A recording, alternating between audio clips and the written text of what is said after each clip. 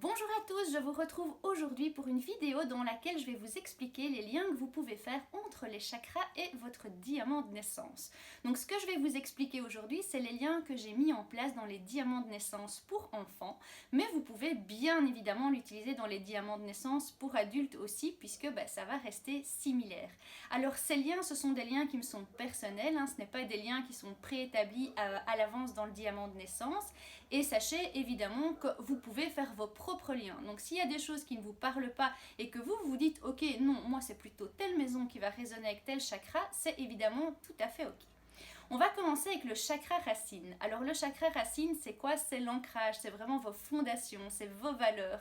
Et moi, je le lis à la maison de l'amour. Alors la maison de l'amour, pourquoi? Parce que l'amour, pour moi, c'est quelque chose dont on a tous besoin. C'est vraiment ce qui va nous porter, ça va vraiment être une de nos fondations. C'est un besoin qui est primaire et qui est prioritaire, on va dire. Donc c'est pour ça que je fais cette association-là.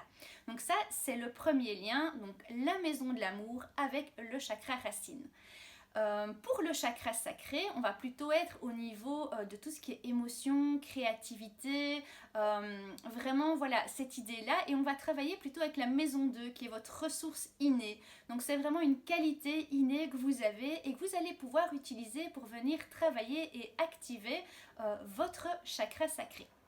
Ensuite, on passe au chakra du plexus solaire. Alors, le chakra du plexus solaire, qu'est-ce que c'est? C'est le chakra de la confiance, c'est le chakra de l'estime, c'est le pouvoir personnel. Et là, on va venir travailler avec votre maison 1. Votre maison 1, c'est quoi? C'est votre force, c'est vraiment votre carte de visite naturelle. Donc, c'est comme ça que les gens vous voient. Et donc, c'est vraiment aussi ce que vous avez besoin pour être en confiance. Donc, vous voyez qu'il y a un lien qui est clairement établi entre la maison 1 et le chakra du plexus solaire.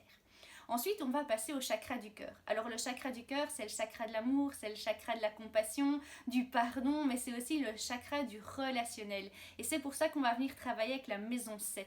La maison 7, c'est votre chakra... c'est votre maison du relationnel. Donc c'est vraiment vos relations, c'est vraiment les relations que vous avez avec vos proches, avec votre famille, avec vos amis. Et donc il y a vraiment toute cette sphère qui va être bien présente et à laquelle vous allez pouvoir faire référence par rapport à votre chakra du cœur. Ensuite, le chakra de la gorge, on va venir le travailler avec la maison 3.